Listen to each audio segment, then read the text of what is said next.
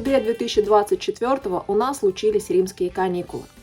В Европе я ни разу не была, и все мои знания о Риме были впитаны из учебника «История древнего мира» и фильма «Гладиатор». В Рим мы приехали без особых планов и великих ожиданий. В этом видео покажу вам Рим глазами неискушенного туриста. И если вы собираете информацию для своего первого путешествия, это видео то, что вам нужно.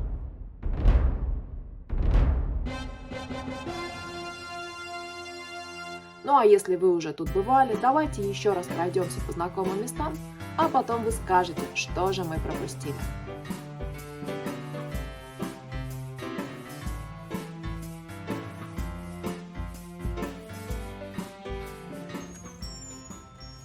Мы сняли Airbnb в историческом районе, где-то между Ватиканом и Колизеем. Квартиру только запустили на рынок, и отзывов у нее не было, что, конечно, настораживало. Но невысокая цена компенсировала тревоги. Хозяин был всегда доступен и встретил нас лично. Технически в квартире можно разместить, наверное, человек 5, потому что двухспальная кровать в спальне, софа, которая раскладывается в зале, еще в спальне есть кресло-кровать. Несмотря на то, что дом очень старый, настолько старый, что даже лесенки прошаркались в парадной. Состояние очень хорошее, везде кондеры, чисто, просторно. Комаров какая-то штука, свечки полить. Из прихожей идет длинный коридор. По дороге маленькая кухня. Тут спальня. Да, я буду. Ничего не надо уже. Вот здесь такое странное место. Вау. Ну, короче.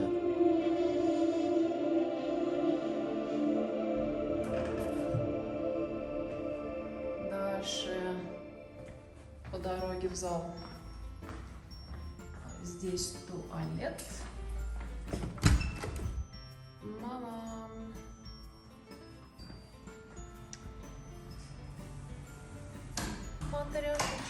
Матрешечки.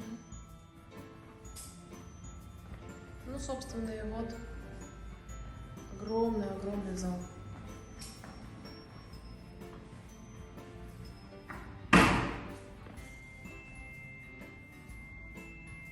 И просто. И здравствуй, Рим.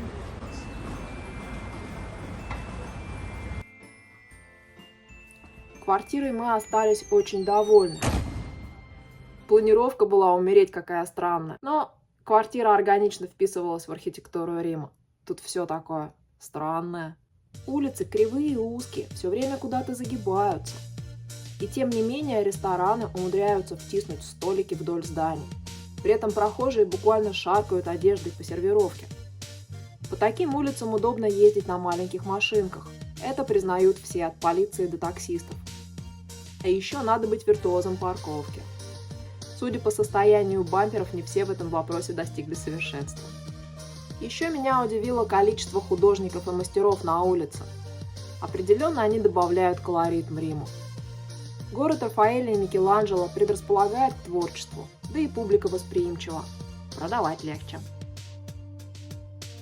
Во II веке Рим уже был городом-миллионником с многоэтажными застройками. За сотни лет разрушений и строительства дома прорастали друг в друга, порождая архитектурных франкенштейнов. И в этом плане Рим, конечно же, уникален.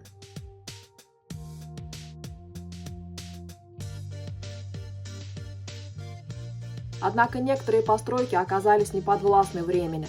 Колизей, Пантеон, собор Святого Петра. Если это ваша первая поездка в Рим, нужно обязательно посетить эти места. Пантеон мы посетили во второй половине дня. Билеты купили сразу перед входом. В очереди, конечно, постоять пришлось, но как-то не утомило. Вы можете провести здесь 10 минут или час или больше. Даже первые минуты внутри окупают стоимость билета.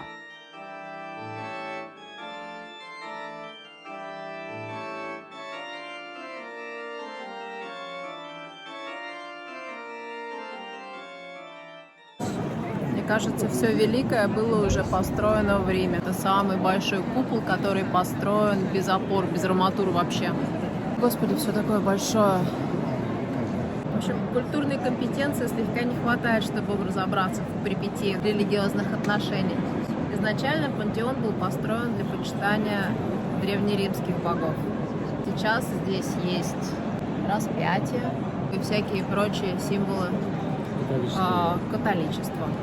Ну, или одно другому не мешает.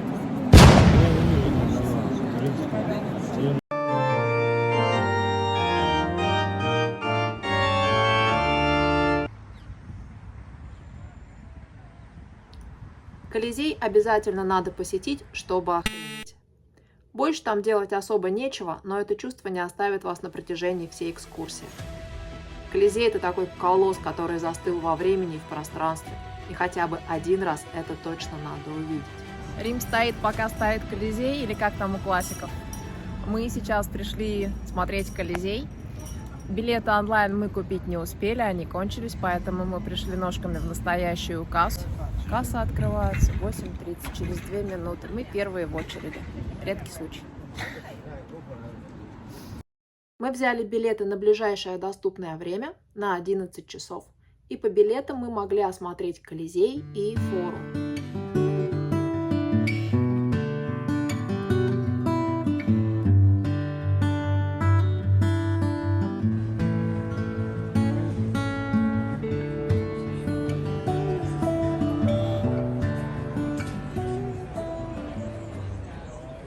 Интересно, это шутка такая про 1883 год?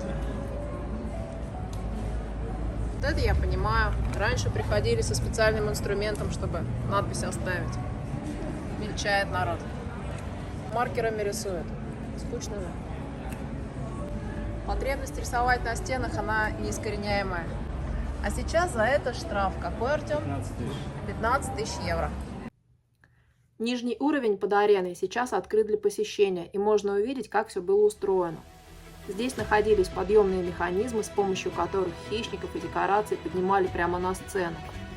Бои были тщательно срежиссированы, а Колизей работал как настоящий театр, только ставки были куда выше.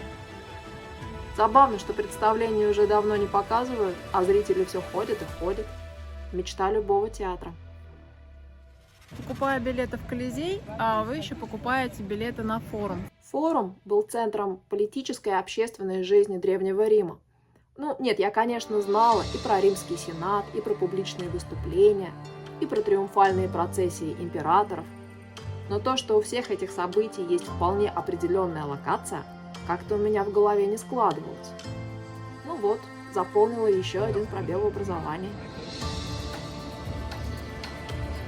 И мы как-то не оценили масштаб катастрофы. То есть мы сначала по Колизею походили, потом мы пришли сюда, а тут, елки-палки, еще 2 километра площади гулять и гулять. Ну, масштаб, конечно, впечатляет. Они тут в Древнем Риме драконов держали, что ли? Нафига такие потолки, такие арки? Не понимаю.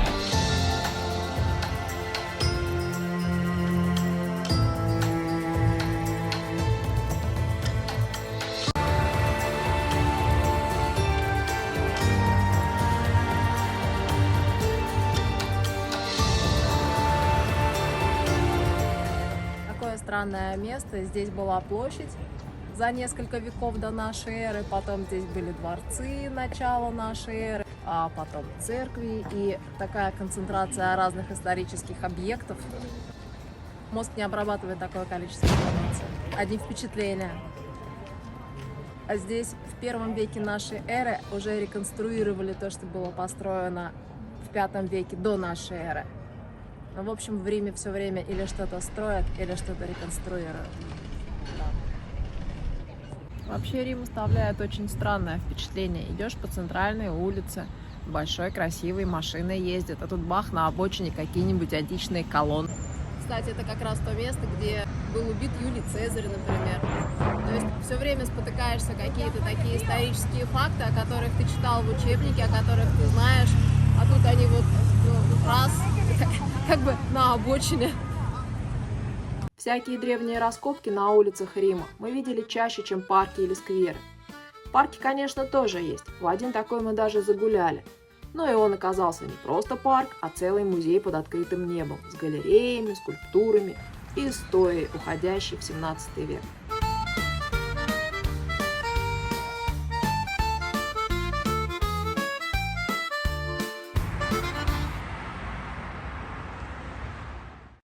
Парк находится недалеко от известной испанской лестницы.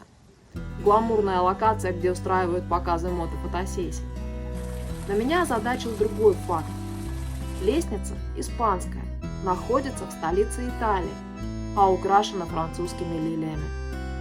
Пошла гуглить.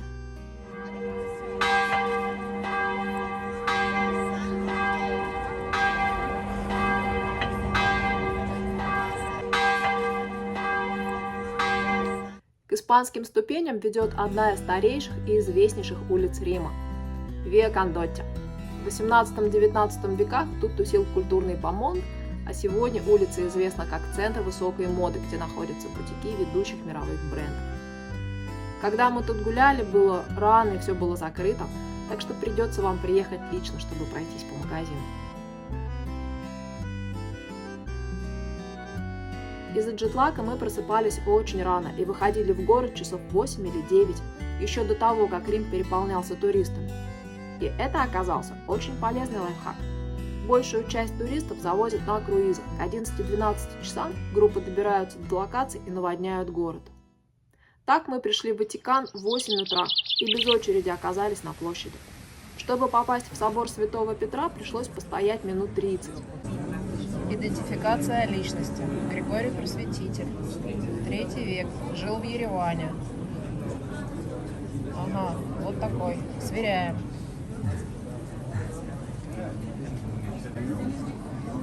Похож? Должен быть похож.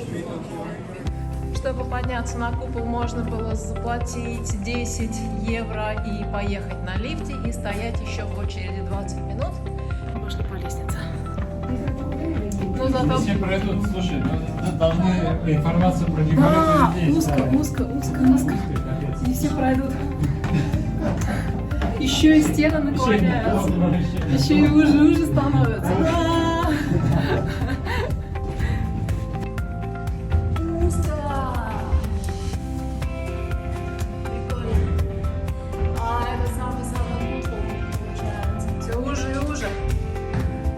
Все ниже и ниже, тут уже надо смотреть, чтобы головой не стукнуть. Там уже видно небо, скоро придем. Нет, это было не небо.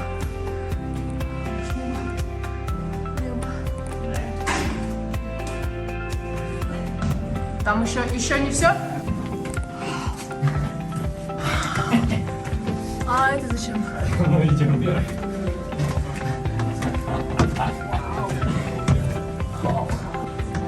Да, никто не говорил, что будет так интересно.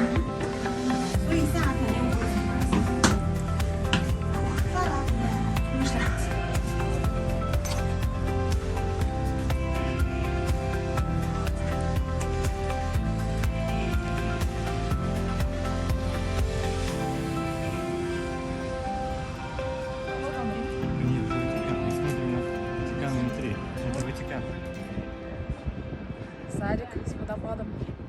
Ой, с этим. Вот эта территория Ватикана похожа. Вид на площадь Ватикана сверху. Вон сколько людей стоят в очереди, чтобы попасть внутрь. Когда мы пришли 7:30, очереди практически не было. Если соберетесь в Ватикан, приходите раньше. Вот и Ватикан. Ничего святого. Мы поднялись, посмотрели купол, потом поднялись, посмотрели обзорную смотровую, на самый верх поднялись. Теперь сидим на крыше, тут есть кафешка, мы купили кофе, пьем кофе.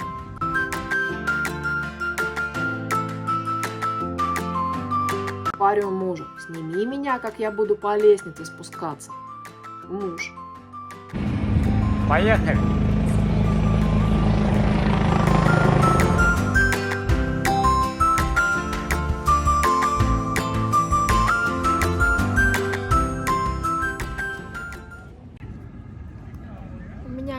глубоких познаний в истории или культуре. Я не религиозна, поэтому Ватикан для меня просто туристическое место. Но есть ощущение, что прикоснулась к чему-то великому. Интересно, здорово. Трепета внутреннего не ощущаю.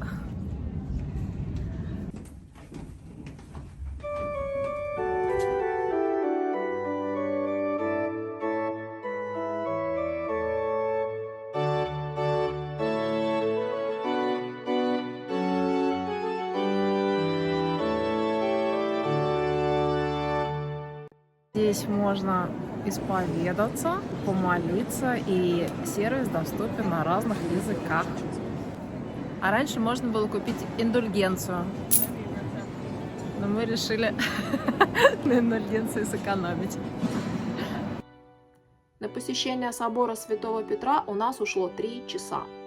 Уверена, если вы знакомы с эпохой Возрождения или если вы религиозный человек, вы сможете провести тут целый день.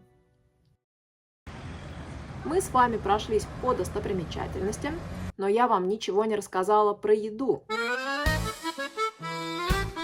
Как же я люблю итальянскую кухню. Паста, сыр, пицца. Хорошо, что мы были в Риме только 3 дня. Мы обедали в разных ресторанах и только в Ромалетто заходили дважды. Это ресторан рядом с местным рынком. И еда была вкусная, и движ все время. Интересно. А домой сыр покупали в местном супермаркете. Маленькие кусочки были с уценкой, а нам больших и не надо было. Кстати, на вино цены были тоже весьма-весьма демократичные.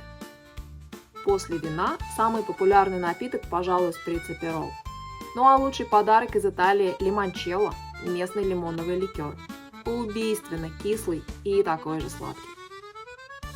Ну а из десертов, конечно же, мороженое джелато. Говорят, вручную готовятся. Лично я больше люблю итальянские булочки и пироженки.